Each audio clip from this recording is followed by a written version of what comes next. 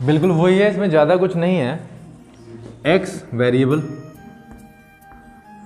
y भी variable, a coefficient, b coefficient, c constant. अगर हम निकालें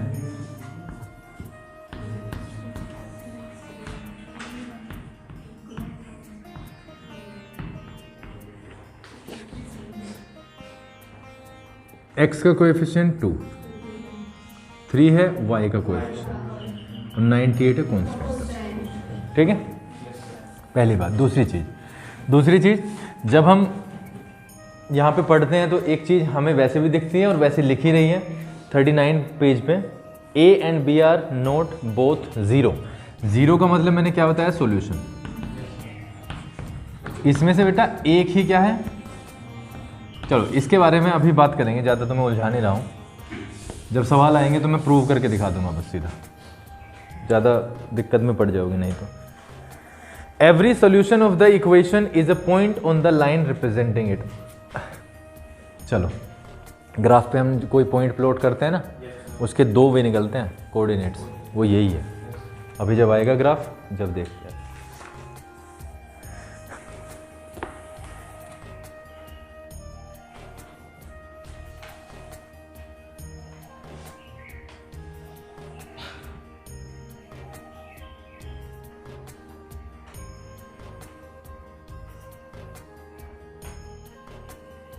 चलो ठीक है, ज़्यादा तो नहीं है।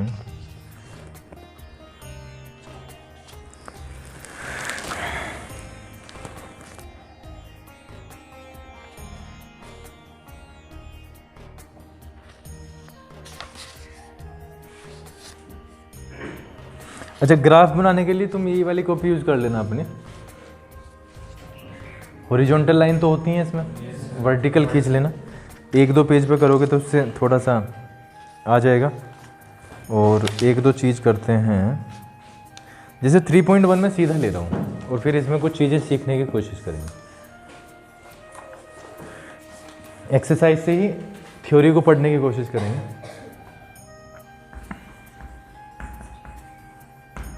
3.1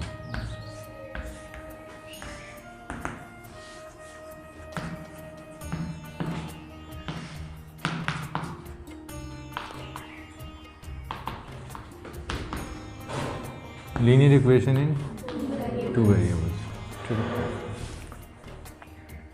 Aftab tales his daughter, Aftab ने अपनी डॉटर को बताया, 7 years ago I was 7 times as old as you were then। 7 साल पहले, 7 साल पहले। ठीक है, यानी 7 साल पहले जाने के लिए, कुछ भी प्राप्त करने के लिए हमें क्या चाहिए, प्रेजेंट। समझ गए?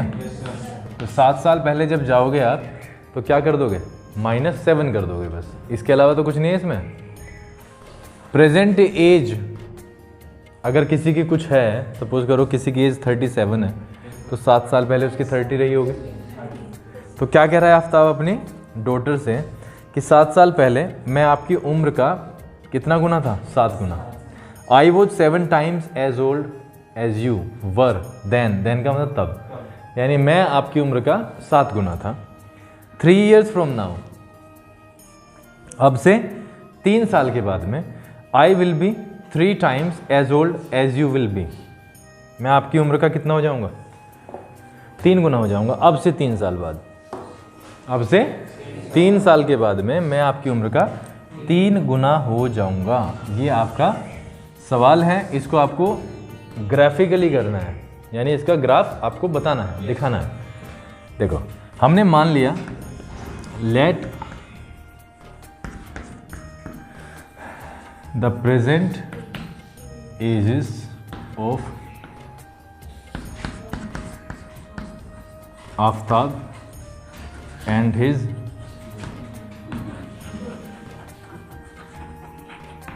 Daughter be X years and y years. हमने मान लिया कि आफताब की उम्र कितनी थी, एक्स, और उसकी डॉटर की वाई। ठीक है,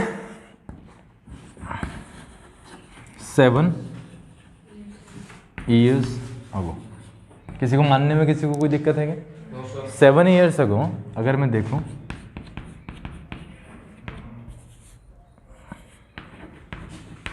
आफताब से एज कितनी हो जाएगी भाई हर्ष? x minus 7 years. इसमें किसी को कोई तकलीफ है? नहीं है। और डॉटर से एज कितनी हो जाएगी बता रहे हो नहीं? y minus 7 years. ठीक है, क्या कह रहा है अकॉर्डिंग टू द क्वेश्चन?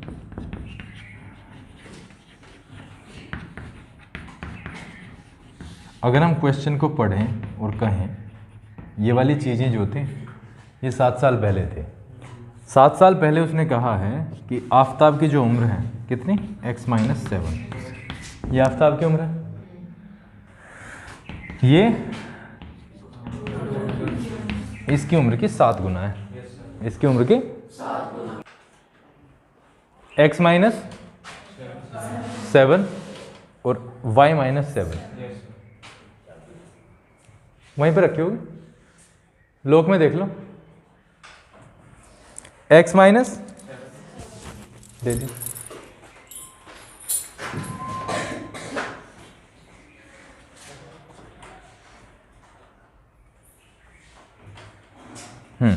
सात साल पहले आफताब, 7 साल पहले उसकी बेटी। अकॉर्डिंग टू द क्वेश्चन इसकी जो उम्र है वो अपनी बेटी की 7 गुना है। ठीक है, तो यहां से इक्वेशन आ जाते हैं कुछ इस तरह।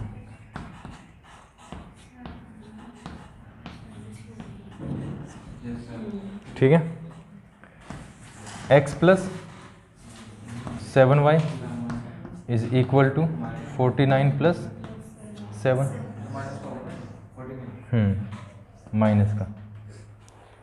ठीक है, और ये भी माइनस का।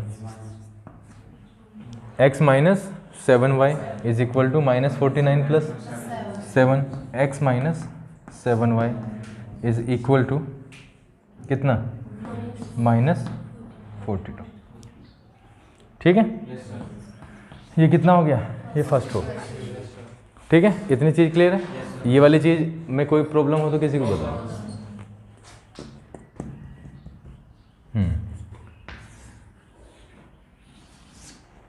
आफ्टर 3 ईयर्स, 3 साल बाद भी कह रहा है। आफ्टर 3 ईयर्स, 3 साल के बाद आफताब की उम्र देखें तो कितनी हो जाएगी?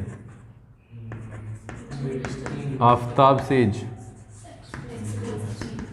x plus 3 years. इसमें किसी को कोई तकलीफ हो तो बताओ।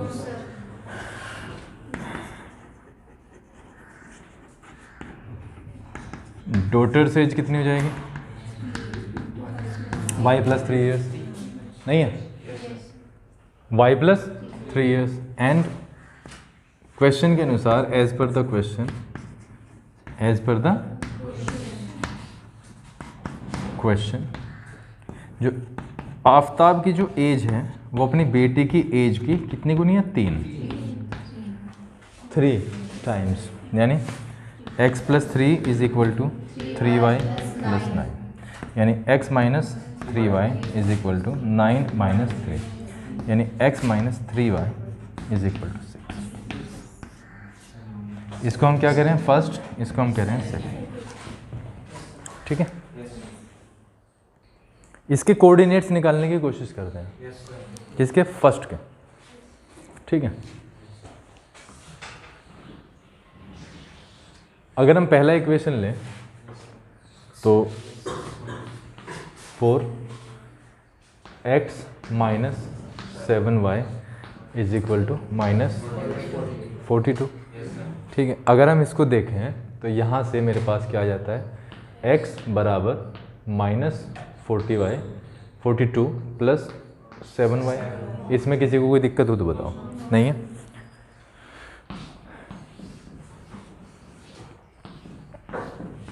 कितने भी निकाल लो, कोई दिक्कत तो नहीं है कितने भी निकालने से, x और y। तो x का वैल्यू निकाल रहे हैं, y का वैल्यू रखेंगे। y का वैल्यू हम प्लस में ही रखेंगे ताकि कुछ इस तरीके का माइनस में आंसर आएगा ही। अगर मैं 4 रखता हूँ तो क्या आंसर आएगा? कितना? -4 रख के 14 आएगा।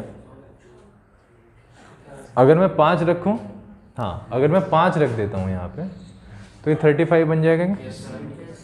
35 माइनस 42 से माइनस हो जाएगा तो -7 आएगा।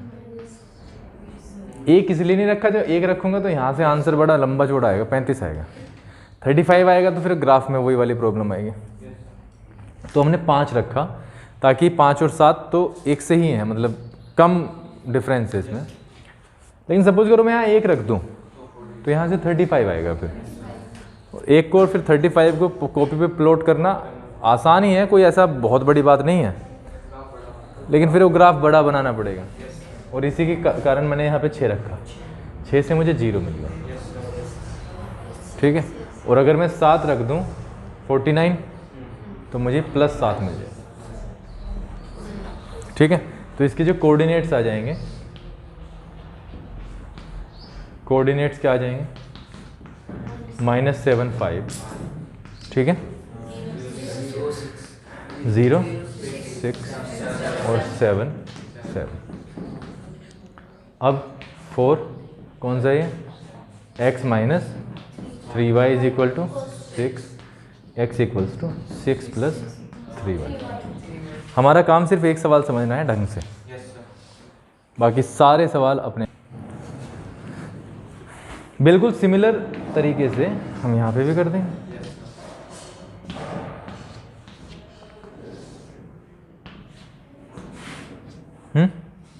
देखो ये बन रहा है, तो हम क्या करेंगे?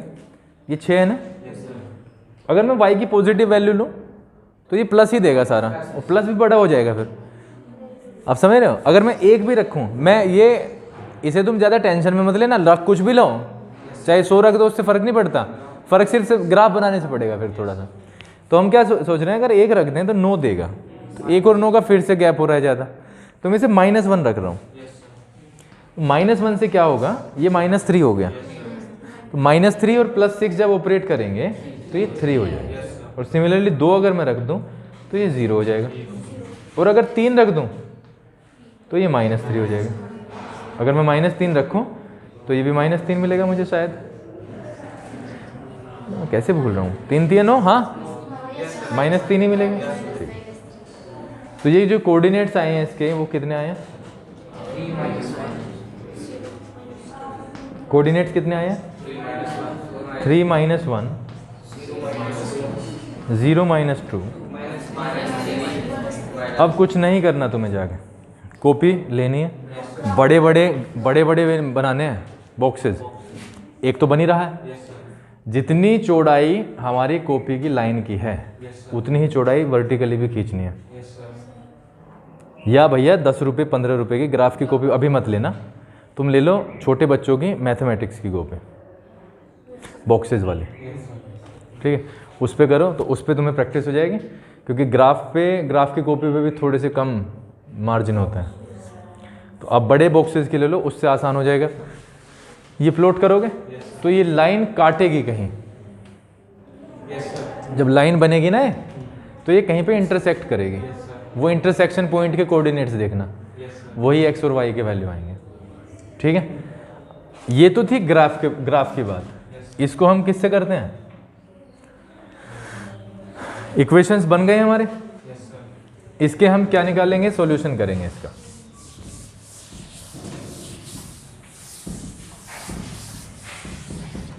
इसका हम करेंगे solution. We have 2 equations, namely x - 7y = -42। हालांकि 3.1 में नहीं है, आगे जाके करना है, लेकिन हम यहीं से स्टार्ट कर रहे हैं। x - 3y = 6। क्या करें ऐसा कि या तो x खत्म हो जाए या y खत्म हो जाए। हमें सबसे पहले क्या चेक करना है कि इनके कोएफिशिएंट्स क्या क्या हैं। कोएफिशिएंट सेम होंगे, साइन अपोजिट होंगे तो कैंसिल आउट हो जाएगा। कोएफिशिएंट किसी के भी सेम होगा और साइन अपोजिट होगा तो क्या हो जाएगा? घट जाएगा। है ना, दो ही ऑपरेशन करेंगे हम यहाँ पे, पहला घटाना, दूसरा जोड़ना। अगर बिना घटाए काम चल रहा है तो सीधा जोड़ दो, और अगर घटा के काम चल रहा है तो साइन चेंज हो जाएंगे। अगर मैं यहाँ पे लिखूं, ये पहला इक्वेशन है और x minus 3y is equal to 6, ये दूसरा इक्वेशन है। तो यहाँ से मुझे पता चल रहा है कि x का जो कोएफिशिएंट है वही इस वाले x का है, यानी x के कोएफिशिएंट दोनों बराबर हैं। साइन x है तो मैंने क्या लिखा, on subtracting equation number 2 from first. अगर इक्वेशन नंबर 2 को 1 से घटा दिया जाए तो कुछ ऐसा हो जाएगा, ठीक है। इससे ये खत्म हो गया। यहाँ पे क्या हो जाता है भाई, 4 माइनस का 4y, यहाँ से माइनस 48, और यहाँ से मुझे y का वैल्यू जो मिलता है माइनस 48 अपॉन माइनस 4, 12। y का वैल्यू कितना हो गया, 12 हो गया, ठीक है। अब मैं क्या करूँगा, placing y is equal to 4 into किसी भी इक्वेशन नंबर 1। इक्वेशन नंबर 1 में हमने प्लेस कर दिया, y की वैल्यू क्या है, 4 निकला है, y का वैल्यू 4 निकला है, x minus 4 12, x minus 7y is equal to minus 42। y का वैल्यू कितना निकला है बच्चों, 12। तो x माइनस 7 इंटू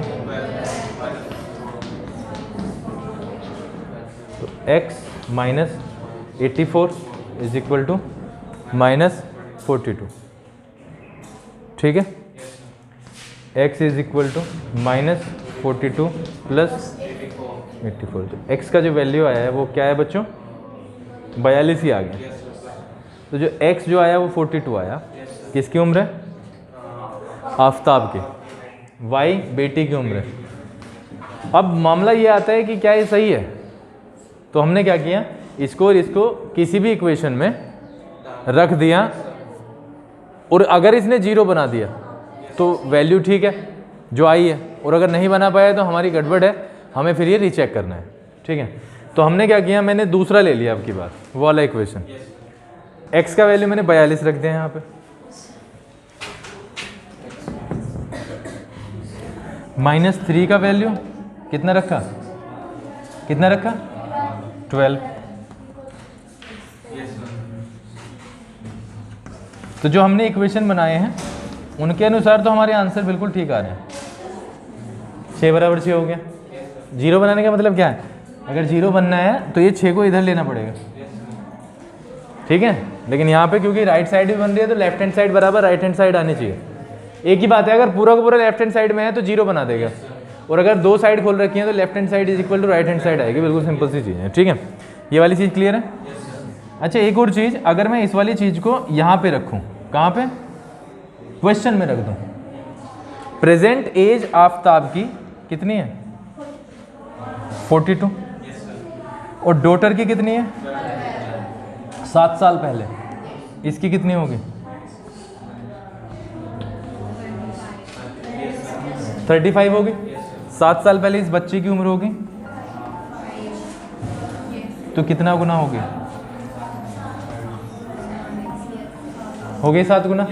तो हमारा सवाल बिल्कुल राइट है, इसमें कोई भी प्रॉब्लम नहीं है, ठीक है। नाउ स्टार्ट राइटिंग और इस पर प्रैक्टिस करेंगे।